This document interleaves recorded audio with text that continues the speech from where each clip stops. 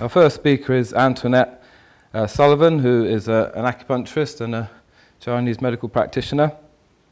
She's going to talk about her research and how actually an identification with being ill can actually be a real block to actually cultivating health. So I'll hand over to you now, Antoinette. Thank you.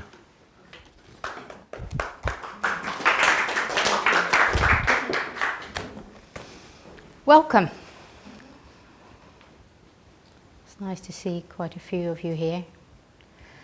So today I'll be kind of speaking about kind of a different perspective of kind of health and kind of really how we can be with ourselves and how we can be with the illness or the ill health that we're kind of experiencing. And why that is so difficult for many of us. And one of the things what makes it difficult can be the pain. But one of the things that really at the core of kind of not wanting to be with our illness or even with ourselves at this moment is that we want a different experience than the experience that we're having right now. And do we know in some way what our experience is right now in this moment? And in this moment. And in this moment. Because if there's one thing that the Chinese kind of talk about, it's about change. Change is the only thing that we are guaranteed in this life. Everything will change. The moment we are born, we will die. Every day, a bit, until we finally die. And yet, we as humans have so much difficulty with change. Change of seasons, change of jobs, change from health into ill health, and many other changes really. So my journey really has been kind of studying lots of alternative therapies. I had like an interest as I came from the Middle East and Southeast Asia into acupuncture, shiatsu. It drove me to kind of healing modalities, energetic healing, yoga, like anything. Really, kind of it evolved from one thing into the other. And what I found was that each kind of modality has its own way, in its own system, to kind of really bring awareness and make changes. But there was one thing, even though I took out of all these things, bits and pieces that I thought was great, I was never satisfied. And I don't know why. It was kind of, it didn't hit something at the core of me that I knew, even though I knew there was truth in each medicine that I kind of came across. Absolute truth. Kind of nothing really stuck with me for years, 12, 15 years. Until I came to Totnes, or even before that I already started. And I studied with some people, and it was just about being me in my body and the issues that arise from that. And that really touched me. Kind of each time that I would go in a retreat of 6 days, where I didn't have any contact with the outside world apart from the people in my group,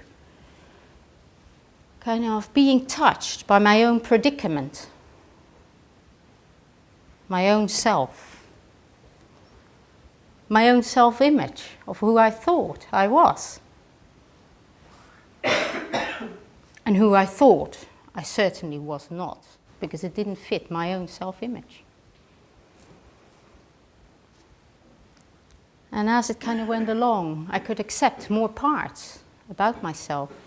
I could unravel, even though I'd done kind of CBT work, I thought I understood belief systems, but really I didn't, kind of, because there were kind of very crafty belief systems in me that held certain things in place about who I thought I was.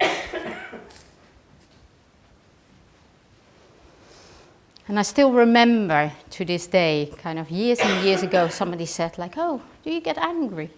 Oh no, I don't get angry. And this person looked at me kind of strangely. What do you mean?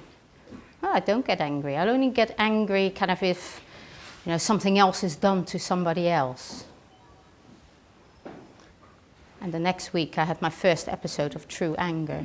And it still took me kind of a long time, a couple of years, to fully acknowledge that I was an angry person somewhere. A part of me is angry. Kind of, sometimes. Just like each other person, really, in this universe. Anger is part of life. And sometimes we have it appropriately, and sometimes have it inappropriately. And the struggle that I had by just accepting the word anger, that anger was part of my own kind of self-image. For my friends and I, we still laugh about it, like I was mildly frustrated. Because I couldn't acknowledge the word angry.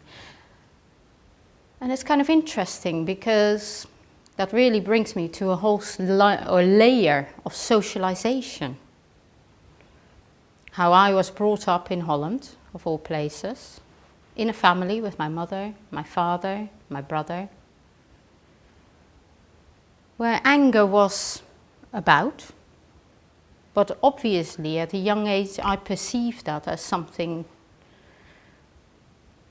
not part of my image, really, or not something that I wanted to be, because I kind of associated it with a negativity, really, a negative emotion, as we would call it. And socialization kind of has kind of a large part of all of us. You know, our socialization will be different if we were born in China or South America, from here in England or somewhere in Europe. Because from the moment we're born, we're kind of molded. You know, even though our parents may do very kind of aware work, you know, our children are still going to go in some sort of mold and belief systems of what is right and wrong in this world where we live in, surrounded by kind of people who believe that it's good to do this thing and it's not good to do that thing. It's good to show love, joy, enjoyment, and even be numb and be polite. Those are kind of all favorable emotions that we all can kind of say like, yeah, that's okay if we feel like that. We can feel good about ourselves. But anger, vulnerability, sadness sometimes, weakness, they're not so favorable. We don't really want that. We want to kind of often, our society conditions us all over again, specifically if we work in the business world. We need to be strong, independent, think for ourselves. It's a very kind of different way of how we socialize. I've worked myself in the business world. And year in year I came across kind of reviews of women, often, too emotive, and that cost them probably a couple of £1,000 on their reward. Because it's not a state of being that is accepted necessarily in the business world. Because it's all about the mind, you know, how well we do, and gets rewarded, really. The way that we think and what we can make true gets rewarded.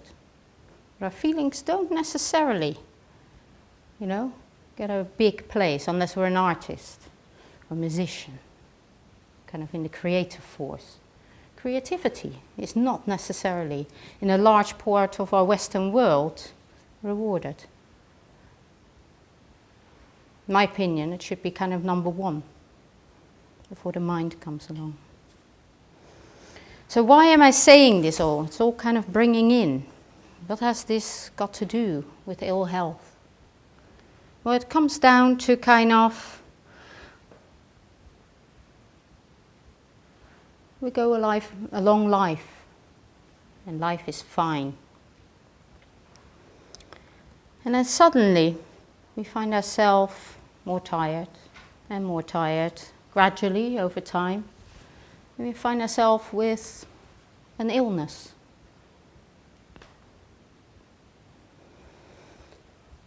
Let's say we have something like ME, or Crohn's, whatever. Could be anything, really.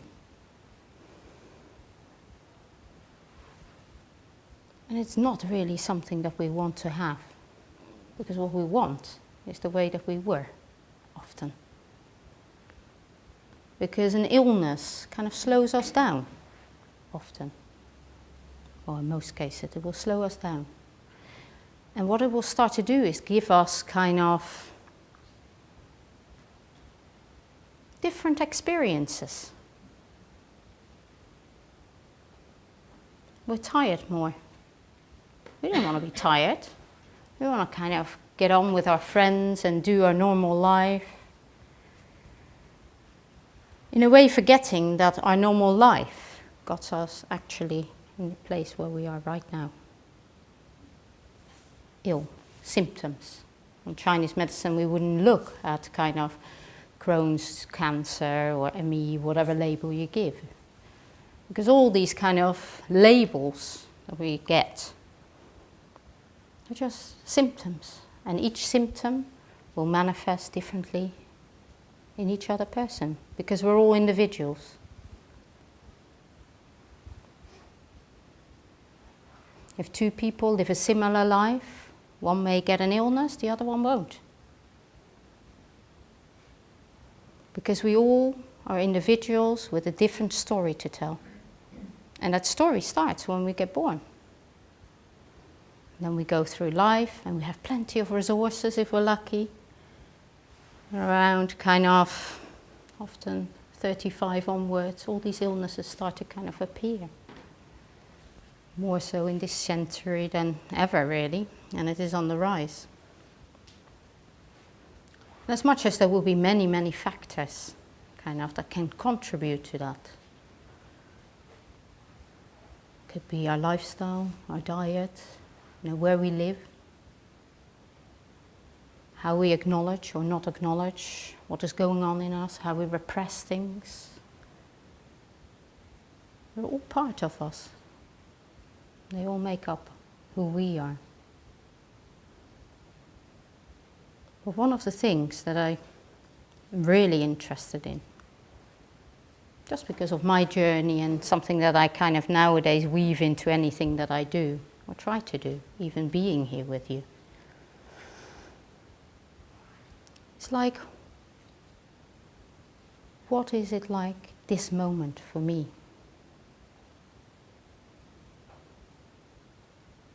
If I ask myself, what is my direct experience right now?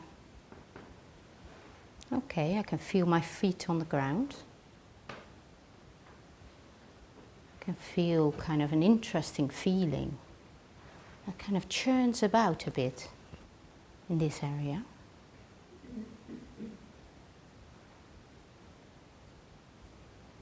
I'm curious where I'm going with this. And I feel pretty much in my body, actually. And that gives me resources if I'm in my body. And what's this moment like? It will have already changed.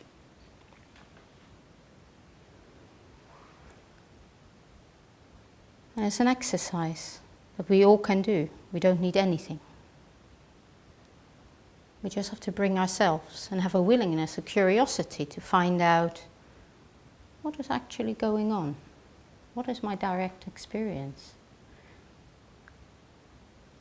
Because so many times we have an experience that we really don't want.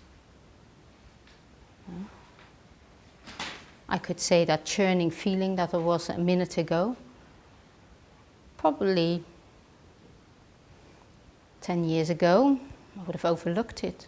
I wouldn't even be able to feel it. Oh, it's nothing.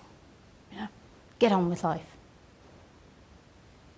Because that's what the feedback often is from our external environment. And what is it like when we have something brewing in us, feeling, wise, that we really don't want to have? Actually, we're denying our own life force. We're denying a part of us. And that has an impact somewhere. If it's not to the external world, it certainly is to our own internal world. So let's say somebody is diagnosed with ME. He's tired. They're going to come up against all kinds of things. Foremost, the belief system that we should be a functioning human being, possibly. Why am I having this? Anger about not being able to do what we want to do, which we were previously able to do.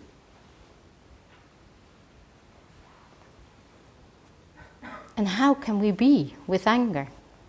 Or any emotion that comes up, for that matter?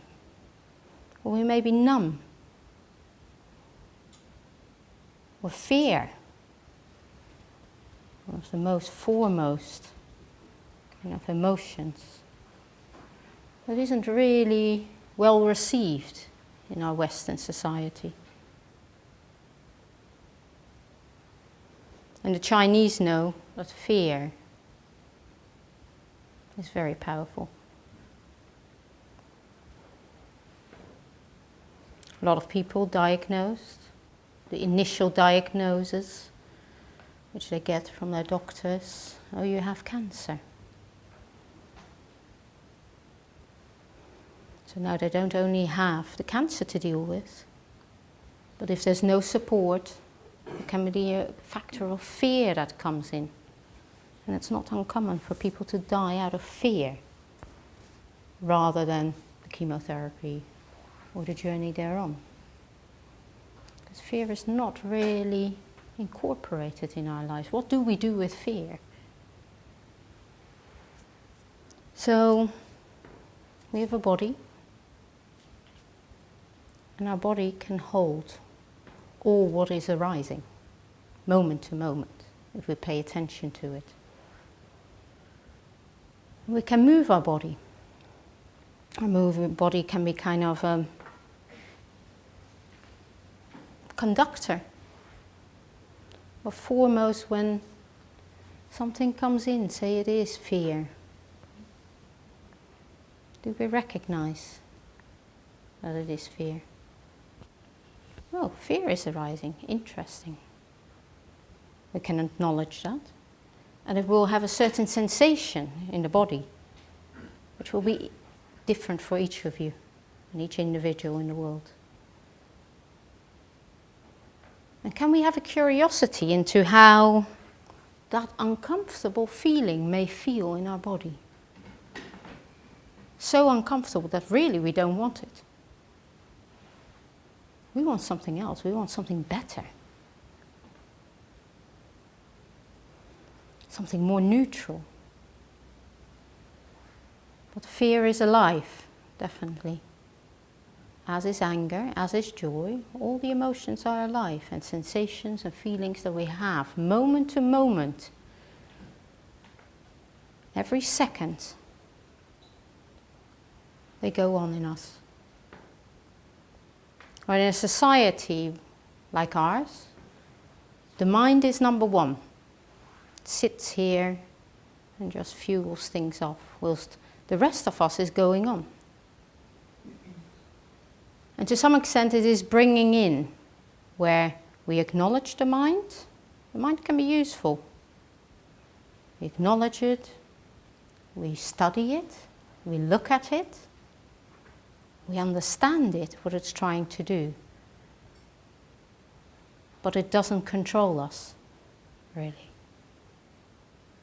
Because if the mind controls us, we have a limited life. We miss out of a large portion that comes out of our feeling, our sensations, our heart. Can all be combined. And moment to moment, that's all going on. But in most of us, the mind is number one. And there may be feelings or not.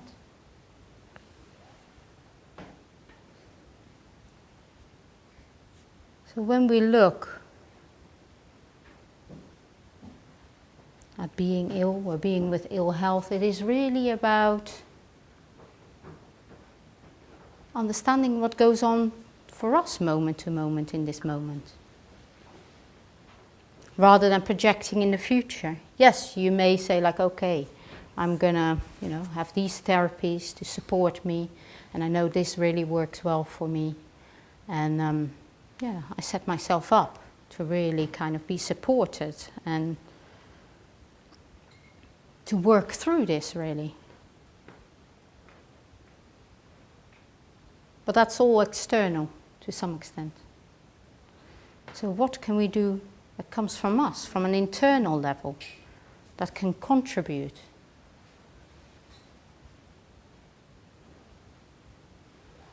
to feeling better about ourselves and the illness that has come in our lives? Because I don't think anyone who kind of gets ill health says, yeah, I have this. Always this kind of really looked on the negative side. But illness also brings something really important. It not only brings us to slow down, but it also gives us an opportunity to get closer to who we are. And what this illness means to us. Because there's a reason to some extent why one person gets one thing and another person gets something else.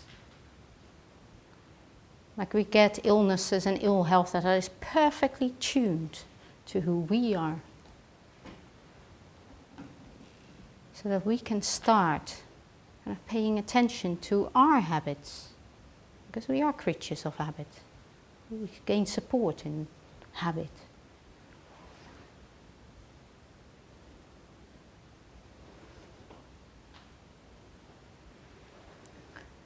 And one of my teachers, who works with cancer for the last 25 years, he always says that the consciousness that got or is responsible for the disease or illness cannot be the same consciousness that will create healing. It's impossible. Because what got you to the stage where you are ill over a period of time cannot change the healing concept. Because it's exactly the factors that you have been living in your life that build up the disease or illness. And that's by no means kind of blaming things, because some things can come from generations. But there are always factors that build up over years that end up in a chronic degenerative illness. And often we only start to pay attention to it when the bells are ringing loudly. Because in some cases we just don't want to pay attention to it. We want to get on with life.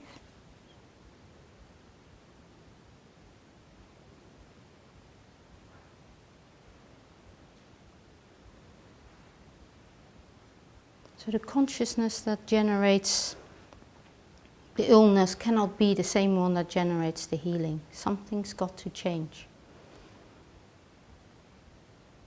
We already established that change is difficult for us. Very difficult.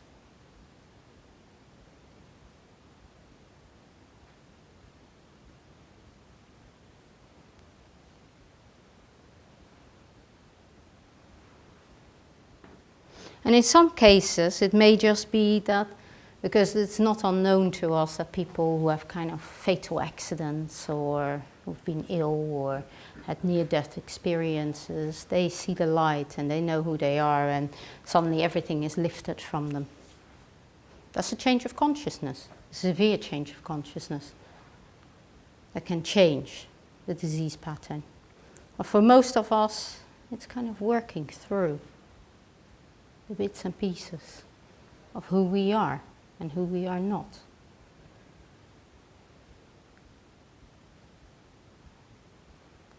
And up for a long time, we only had doctors to turn to. And nowadays there's kind of a wider range of things that we can do for ourselves. And we're looking more at kind of integrated medicine. There's many things that suddenly have come in. But there's also the challenges that come with that. I know somebody who was diagnosed with Crohn's, was kind of literally bone and skin. And she went to the doctor. Oh, you have Crohn's, okay. Yeah, we want to cut out this piece out of your colon. And she said, no.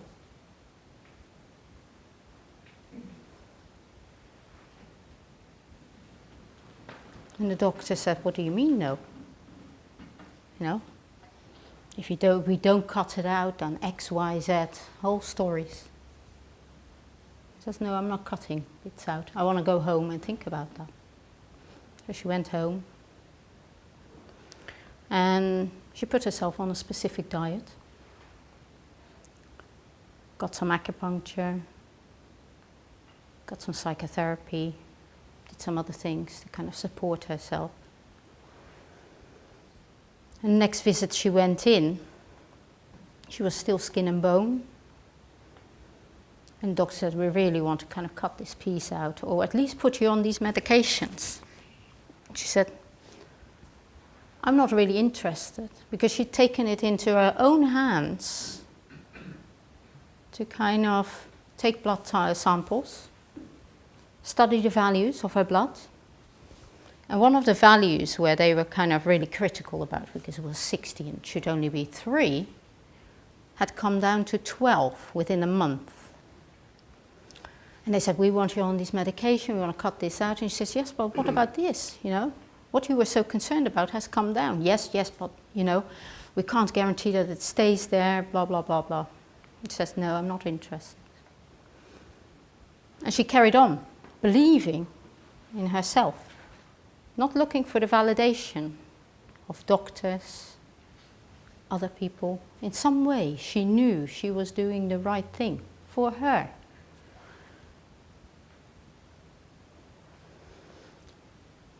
And a couple of months ago, she went again. She'd gained probably already 7 kilograms.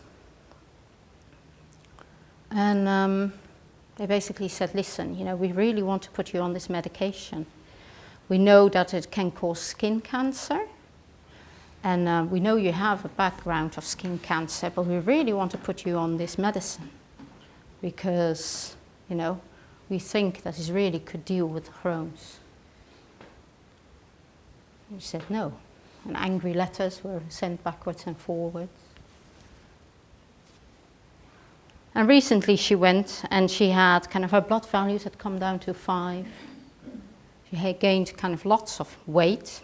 And still the issue is there, but she changed her lifestyle, her awareness, and played into her own validation of what she believed to be true for her. Because this story won't be the story for everybody. There are people who validate the medical model. more than they validate kind of the alternative model or the integrative model, and that's totally fine. I believe that in some way, where your belief is, that's maybe the way you need to go, really, if you have a strong kind of preference or feeling for a particular way, really. But it's quite interesting that when we decide to go another way, apart from the medical way, the struggle we have to endure often when we go not with the medical way. And in her case, she knew what to do, but so many of us don't know what to do. And there's so much stuff about on the internet, and you know, your friends will tell you one way and the other people will tell you this way, and what are you feeling? What are you feeling is right for you at this moment? Because it can change. You know, a week later you may decide that it's going to be something else because you've written something else or you heard about something else. But can we rely on that part in us? The core part of us that's in us. Are we connected to it? Do we know it? Do we know who we are? It's easier when we know. But for most of us, we're not there yet, where we know really who we truly are. And that often is part of the journey in illness. Or just in general life, really, moment to moment. When we have anxieties and fears, you know. There may not be big illnesses, but it's still there.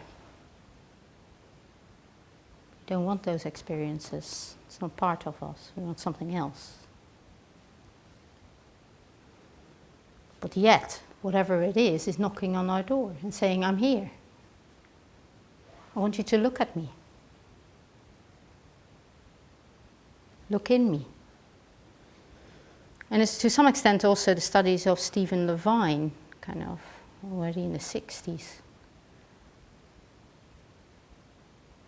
where it was all about being with the illness. What does it mean to be with the illness? It may be a certain sensation. An illness can be quite contracted in the initial stages. And by looking at it and being with it and receiving it and being curious about it, there can be space that comes around the illness, space around ourselves, of how we perceive maybe whatever is arising. And these are not kind of common things, you know, when you get diagnosed with cancer, oh, why would I want to be curious about my illness? You know? Why would I want to do that? That's not a common thing in our kind of Western society.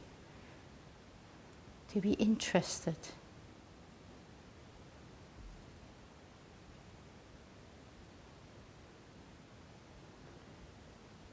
Because the view we take upon our illness is going to be vitally important. Vitally.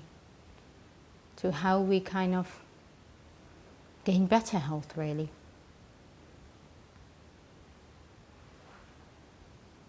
If we can kind of accept the illness that we have, understand it better, be with it without wanting it to go away. We have more alliance.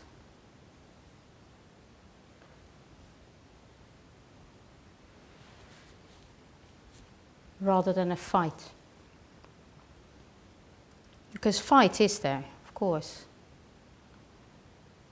You want to live. You want to get better. And that's what we kind of hope and live for.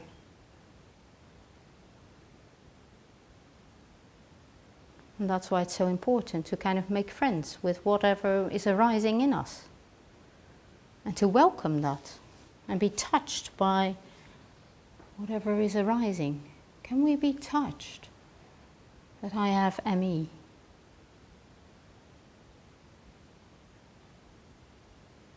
Can we touch, can we be touched by that by our own heart? And what that means for us.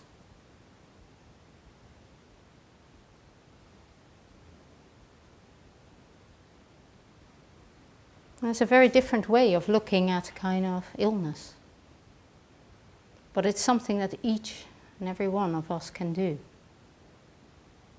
to bring more awareness in our lives of who we are and how we relate to the things in our lives. Not only in illness, but how are we relating with people? How am I relating with myself?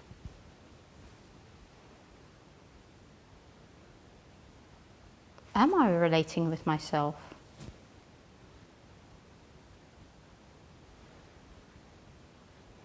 Because if you can't even relate with yourself, how can you relate with something else? Including the illness, really. I'd like to kind of give you just a small experiential kind of way of kind of, what does it mean to be in your body? What is your direct experience? And you can participate if you want, yes or no. It's not that you have to say anything to me or disclose anything. It's just what is your direct experience right now? Is it the light that comes in from outside? Maybe that you feel yourself sitting on the chair. Maybe that something catches your eye. And if we go more inside our body, what is our direct experience? Are there sensations going on? Can you feel anything in your body? Or is it quite still?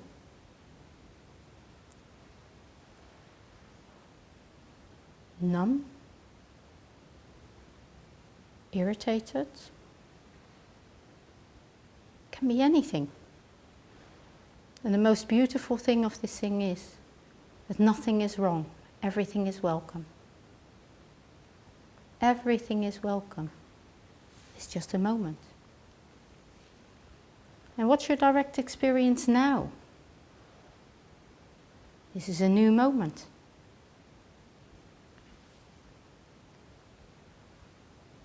Something else would have come in. Your attention is somewhere else. And this is welcome too. Totally welcome. As it is.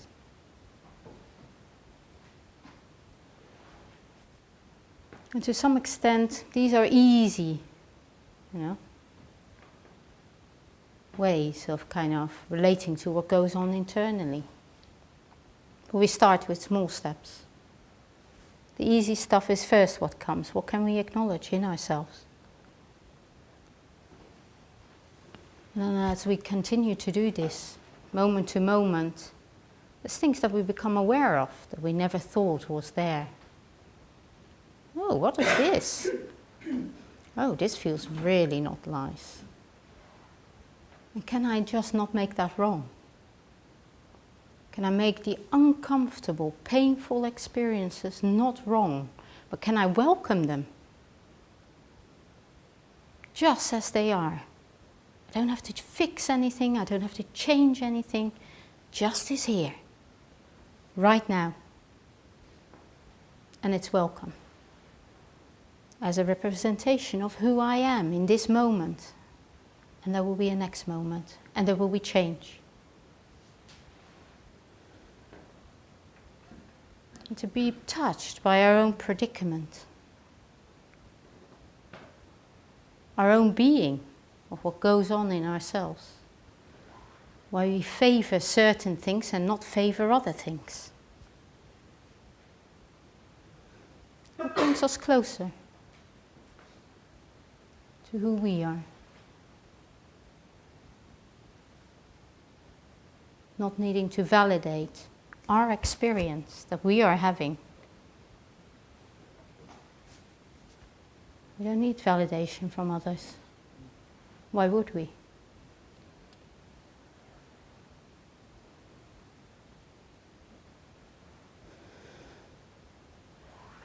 Are there any questions at this stage?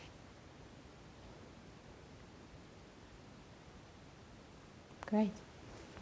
Oh, I hope it's a different perspective of things, and I wish you all well on your journey. Thank you.